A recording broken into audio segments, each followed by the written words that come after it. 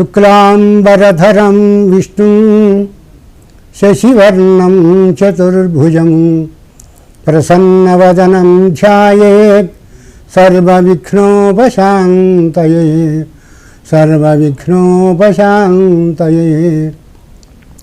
అగజానన పద్మార్కం గజాననం అహర్నిశం అనేకదం తం భక్తానాం ఏకదంతముపాస్మహే మాణిక్యవీణాం ఉపలాలయంతీం మదాలసాం మంజులమగ్విలాసాం మాహేంద్ర నీలజ్యుతి కోమలాంగీం మాతంగకన్యాం మనసా స్మరామి. గురుర్బ్రహ్మా గురుర్విష్ణు గురుర్దేవో మహేశ్వరః గురు సాక్షాత్ పరబ్రహ్మ తస్మై శ్రీ గురవే నమః. ఓం సర్వచైతన్యరూపాం తాం ఆద్యాం విద్యాం చ ధీమహి బుద్ధిం జ్ఞానం ప్రచోదయాత్. ఓం నమః శ్రీ విద్యా పాదుకాభ్యః. నారాయణం నమస్కృత్య నరం చైవ నరోత్తమం దేవీం సరస్వతీం వ్యాసం తతో జయముదీరయేత్. సదాశివసమారంభాం శ్రీకంఠాచార్యమధ్యమాం అస్మదాచార్యపర్యంతాం వందే గురుపరంపరాం.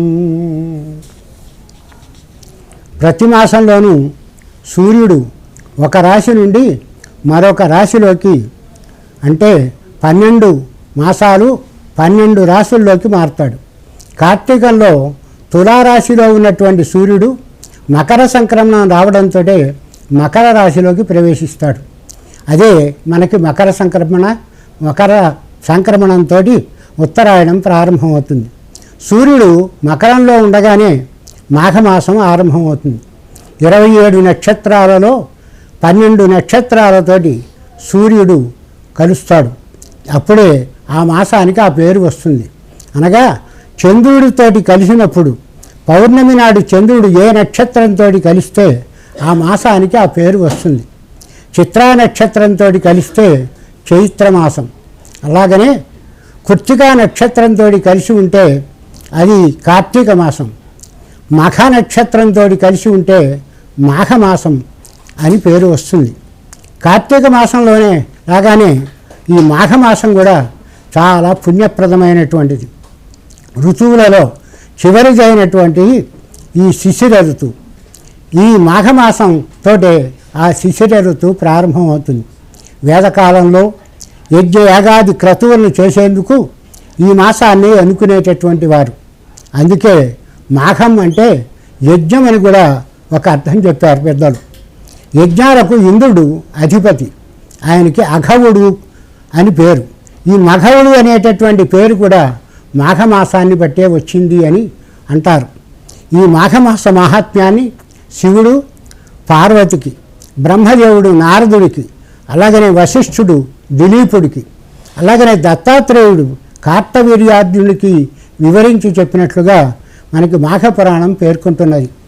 దైవానుగ్రహం పొందేందుకు అనుష్ఠానంలో మంచి స్థాయిని సంపాదించుకోవడం కోసమని అనుకూలమైనటువంటి కాలం ఈ మాఘమాసం.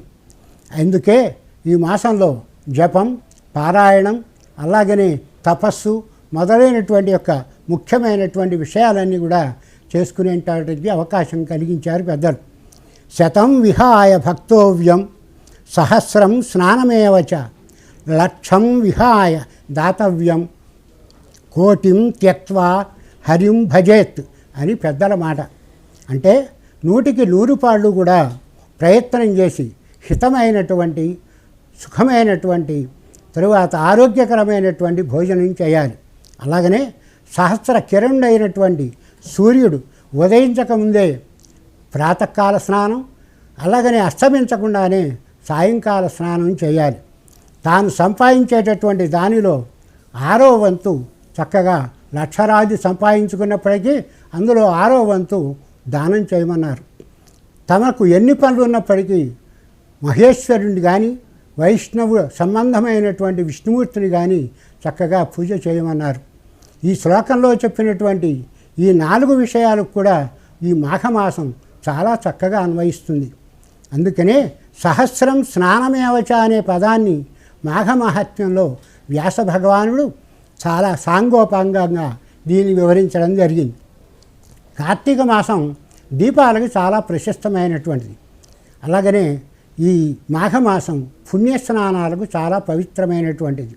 మాఘస్నానాలకు సాటి వచ్చేటటువంటి క్రతువులు కానీ క్రియలు కానీ లేవని అంటారు.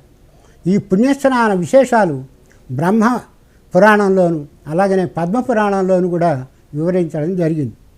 మాఘస్నానాలు పుష్యబహుళ అమావాస్య నాడే ప్రారంభించి, అంటే మాఘమాసం ఆరంభం అయ్యే ముందు రోజు ఆరంభించి మాఘమాసం అంతా కూడా నియమంగా చేయాలి. ఈ స్నానాన్ని ఉత్తమంతు సనక్షత్రం మధ్యమం లుప్త తారకం సవితుర్యుద్యతే ఉహోప తతో హీనం ప్రకీర్తితం. అంటే మాఘస్నానం నక్షత్రాలు ఉండగానే అనగా సూర్యోదయానికి పూర్వమే చేయాలి, తెల్లవారుజామునే చేయాలన్నమాట. నక్షత్రాలు కనపడనప్పుడు అంటే తెల్లవారుజామున చేయడం మరి మధ్యమం కిందకు వస్తుంది. సూర్యోదయం తర్వాత చేయడం అధమం కింద వస్తుంది.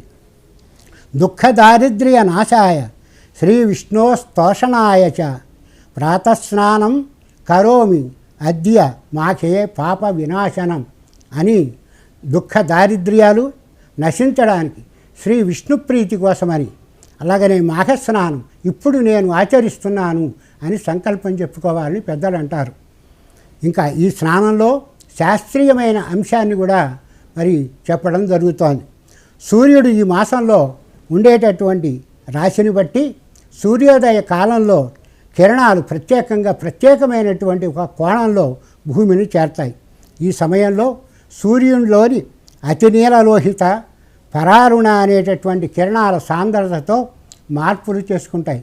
ఈ కారణంగానే ఆధునిక శాస్త్రవేత్తలు జనవరి 20 నుండి మార్చి 31 దాకా సూర్యోదయానికి పూర్వమే ఈ మాఘ స్నానాలు చేయాలని అంటారు. అది ఆరోగ్యకరమైన కూడా పెద్దలు చెబుతారు.